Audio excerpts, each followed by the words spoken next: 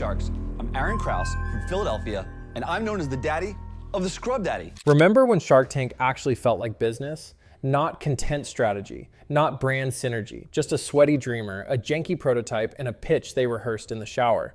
And maybe to their cat. Fast forward to now, and wait, did that guy just pitch a collapsible pizza storage system shaped like a slice? Yes, he did. And Mr. Wonderful offered $100K for 13% equity. Welcome to the late stage capitalism Hunger Games. There was a time, gather around kids, when Shark Tank felt revolutionary. It was gritty, personal, weird. It was like American Idol for entrepreneurs. No singing, just tears, prototypes, and the occasional minor explosion. You are. You've got a real business, but you're a pig. You're greedy. And somehow it worked. A guy became a millionaire, selling a sponge, a freaking sponge. $150,000 for 25%. I'll make you a millionaire within a year. This was the American dream, shrink-wrapped into 7-minute segments, a place where genius and madness were separated by a pitch deck and a prayer, where a bathroom stool could become a global brand, where a sock company could become a social movement. We didn't just watch for the deals, we watched for the belief. The idea that anyone with the right pitch could change their life. It felt real because it was messy. It wasn't about followers or clout or algorithm-friendly branding. It was about proving you could survive the shark-infested waters of capitalism with nothing but conviction and maybe a cardboard prototype. It made failure public and made success feel earned. I'm trying to understand what I'm investing in, Mark. You have a bar You're investing that's in high air. fiber weight. You have And more than anything, it gave us characters. Lori Queen of QVC, Kevin Ruthless, wine-sipping villain, Mark Tech dad with a heart of gold, Barbara, your unpredictable real estate aunt who might fund your dream or burn your house down, Damon, branding whisperer, Robert Sweet, gentle Robert, who always looked like he might cry, hug you, or both. It was half business masterclass, half reality soap opera, and we loved it because back then it didn't feel written. It felt possible. Let's rewind. Before Shark Tank became a meme generator and QVC's fever dream, it was something else, something older, something Japanese. お店をしたいと思っています。それは一体どんなもの？ The original concept came from Japan in 2001, a show called Tigers of Money. And yes, it was as intense as it sounds. Picture this. An entrepreneur walks into a Stark studio. He bows, he pitches. The investors stare him down like he's about to commit economic treason. No dramatic music, no soft lighting, just pure business anxiety with subtitles. It wasn't slick, it wasn't warm, it was brutal. Negotiations lasted up to 45 minutes. And if your numbers didn't add up, you didn't get mentorship. You got publicly humiliated. It was capitalism with the gloves off. Then the Brits got their hands on it. Dragon's Den launched in the UK in 2005, a little colder, a little drier, and with accents that somehow made the rejections hurt more. Canada followed suit a year later. Fun fact, Kevin O'Leary was there too, already perfecting his role as the human embodiment of an Excel spreadsheet. But it wasn't until 2009 that it truly exploded on American soil. And it makes sense. America was in the middle of a financial identity crisis. The economy was tanking. People were losing jobs, homes, hope.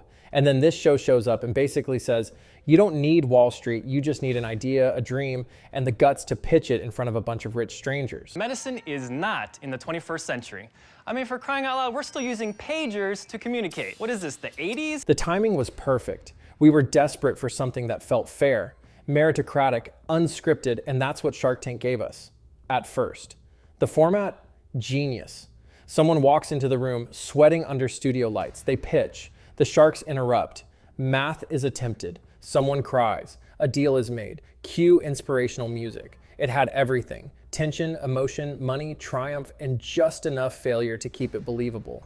And the products? They were bizarre, brilliant, occasionally terrifying. You had the squatty potty, a toilet stool that revolutionized how people poop, Bombas, socks that became a movement, tipsy elves, ugly Christmas sweaters that somehow printed money, and of course Scrub Daddy, a smiley sponge that made more cash than most tech startups. These weren't just inventions, they were folk heroes, and we believed in them because it didn't feel like they were selling to us. They were surviving, fighting, proving they deserved a shot. That was the real appeal. It didn't feel like television. It felt like a window into possibility, like you were watching someone climb out of their garage, one pitch at a time. Show them how easy this is. Come on, Alex, kick it hard. Then, the first cracks started to show. The money rolled in. Ratings went up. Startups lined up. Sponsors circled. And the sharks, they started to smell blood in the water. Something shifted. Suddenly, the lighting got warmer. The pitches got sleeker. The stories, suspiciously well packaged. Every entrepreneur started to sound the same. Quirky backstory, personal tragedy, aha moment, heroic twist. Like someone handed them a PowerPoint titled, How to Get a Deal in 7 Steps or Less. Instead of duct tape and desperation, we got founders with $3 million in pre-seed funding, a Stanford MBA, and a TEDx talk on mindful scaling. You couldn't help but think, hold on, why are you here? You've got retail distribution, outsourced manufacturing, and a full PR team.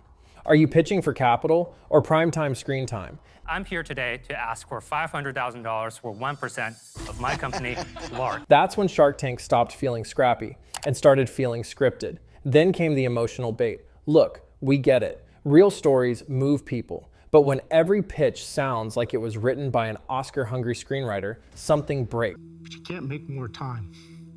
And time gone by is gone forever. Suddenly, it wasn't enough to have a good product. You had to survive a flood, raise your siblings, escape a cult, and invent the prototype in a hospital bed while rescuing a puppy. That's when the audience started to wonder, are we being moved or manipulated? And just when you're recovering from the monologue, here comes Kevin O'Leary demanding a 12% royalty in perpetuity because I'm Mr. Wonderful. Somewhere along the way, the formula calcified. A founder walks in, nervous smile, pitch. Mark leans in, Barbara fake exits. Kevin delivers a cutting one-liner. Someone cries, cue the deal, every time. Even the sharks started playing roles. Kevin became the business Bond villain. Lori shouted, this is a hero product, like it was in her contract. Barbara leaned on trauma-based curveballs. Damon became the silent sniper. And Robert, sweet, loyal Robert, just stayed Robert. And the audience? They felt it. This wasn't entrepreneurship anymore. It was a dress rehearsal. The tank felt more like a fishbowl. Clear walls, controlled temperature, everyone performing, everyone pretending. The danger was gone. The unpredictability vanished. And somewhere in that warm, well-lit studio, authenticity quietly drowned. Let's talk about the moment Shark Tank stopped being a business show and became a parody of itself. How come we're pitching it on Shark Tank? Now, when we first started Warm Cuts, it was just... There was a time when a pitch felt like a real risk, when ideas were raw, when products still had duct tape on them, and the sharks were unpredictable. Then came the moment that broke the illusion. A founder walked in and pitched a blockchain-powered dog collar. Its purpose? To verify pet ownership on the blockchain. Because clearly the biggest threat to modern society is labradoodle identity theft. And the worst part? They got a deal. Mark Cuban, who once called crypto a dangerous bubble, invested. Kevin O'Leary called it visionary. Lori said she could sell it on QVC. You could almost hear the early spirit of Shark Tank screaming from the bottom of the tank, buried under NFTs and buzzwords. But the real shock wasn't that this pitch existed. It was that this wasn't an outlier. It was the new standard. Shark Tank had become a launch pad, not for innovation, but for virality. Well, let me tell you, there is an economy for stupid, and I am overflowing with it. Then came the celebrity guest sharks. Not entrepreneurs, not business legends, just celebrities. Gwyneth Paltrow showed up to evaluate real companies, while her own brand sold psychic vampire repellent and jade eggs for your, well, you know. And that's when the walls fully came down. Pitches began with, thanks to our partners at Shopify, and ended with, let's talk in the Squarespace lounge. You weren't watching a business negotiation anymore. You were stuck inside a well-lit corporate ad campaign with better camera angles. Even the set changed. Gone was the gritty industrial feel of early seasons. Now, it looked like a wellness retreat with startup branding, soothing wood accents, ambient lighting, piano music. You half expected someone to pitch a meditation app that only works if you're crying. Our 5-minute meditation app is designed for your busy lifestyle. It's so easy to use. And what were the sharks investing in? TikTok products. Things that looked good in a 15-second video, but fell apart the moment you touched them. One guy pitched a hat that's also a fan. One woman sold inspirational rocks. Not crystals, just rocks, with words like breathe and balance on them. Because nothing screams scalable business model like a glorified paperweight with a pep talk. But if there's a crown jewel in the collapse, it's this. Breathometer, a smartphone breathalyzer pitched in season 5. All 5 sharks invested. They called it brilliant, life-saving, disruptive.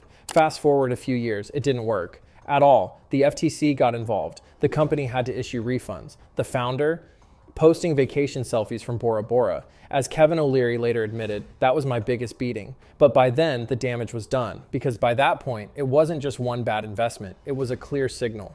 The TV moment was the product, not the invention, not the entrepreneur, not the company, just the illusion of success. Trying to take credit for other studies and apply it to your product. I didn't. I gave you an evidence booklet with all the citations, sir. The pitch wasn't about raising capital. It was a 7-minute commercial disguised as a business opportunity. And the tank, it didn't just lose its bite, it jumped the shark. So how did the public respond? Well, they memed it, they roasted it, they turned Shark Tank into a running internet joke. Reddit threads started popping up like Shark Tank drinking game. Take a shot every time someone says strategic partner or cries before the valuation slide. TikTok exploded with parody pitches. Hi sharks, I'm seeking $500K for 1% equity in my startup that provides emotional support. To your sourdough starter. Even YouTube channels got in on it, dissecting pitches like true crime documentaries. Suddenly people weren't watching to be inspired. They were watching to see how obviously staged it all was, because it had become formulaic. You could build a Shark Tank bingo card and win by the first commercial break. Kevin compares the business to cockroaches. Lori calls it a hero product. Someone mentions customer acquisition costs without knowing what it means. Barbara shares a vaguely traumatic story that somehow relates to dog shampoo. A contestant cries. Someone gets a deal anyway. Repeat. What once felt exciting, unpredictable, even scrappy now felt like a marketing seminar wrapped in reality TV cliches. And here's the real kicker. Most of the deals don't even happen. According to a Forbes investigation from 2021, around 43% of on-air deals either fall apart or change significantly post-filming. Multiple reports suggest the number might even be higher now. Think about that. Nearly half the deals aren't real. So not only is the drama scripted, sometimes the business is too. You got a deal! I get free boards now. I get free boards forever. It's like finding out the magician doesn't know magic. Or worse, he never planned to do the trick. He just wanted your attention long enough to sell you a course. The show that once gave us underdog victories and product legends now rewards polish over passion, hype over heart, and virality over viability. What used to be let's build a business has become let's build a brand. Fast, shallow, and camera ready. No prototypes duct taped together. No underdogs mortgaging their houses for a shot. Just pitch decks written by PR firms and tearjerkers engineered in marketing meetings. And the audience? They've caught on. So here's the real question. Is Shark Tank ruined or just unrecognizable? Because let's be honest, every long-running show eventually becomes a caricature of itself. It gets glossier, safer, louder. But Shark Tank wasn't just another show. It meant something. It gave people hope, made business feel human, showed that failure could be public and success could still be earned. I would do that. You got a deal. Done. Congratulations. It celebrated scrappy weirdos with zero connections, no capital, and one shot. Can it come back? Maybe. But not like this. If it wants to matter again, it needs to find its bite. Cut the soft, focused startup porn. Drop the brand integrations and Shopify lounges. Forget the choreographed founder sob stories and influencer-ready pitch decks. Bring back duct-taped prototypes. Bring back awkward silences. Bring back the chaos. We want Lori asking, does it work in the shower? Not reciting a tagline she approved off camera. We want real stakes again. People who sold their car just to get to the tank. We want sweat, confusion, possibility. Because that was the magic, not the polish, not the viral edit, but the fragile, unscripted moment where something real might actually happen. And maybe that's what we miss most, not just the old episodes, not even the entrepreneurs, but the feeling that something authentic was unfolding in front of us, that maybe, just maybe, hard work could still win. So ask yourself, do we want Shark Tank back the way it was, messy, unpredictable, full of heart? Or are we too far gone, staring at a sanitized soundstage and calling it entrepreneurship? Or maybe we just miss believing it was ever real in the first place. Oh, and if this video gave you even half the existential dread that modern Shark Tank does, hit that subscribe button. Because otherwise, Kevin O'Leary will offer you a royalty deal on your attention span. You've been warned.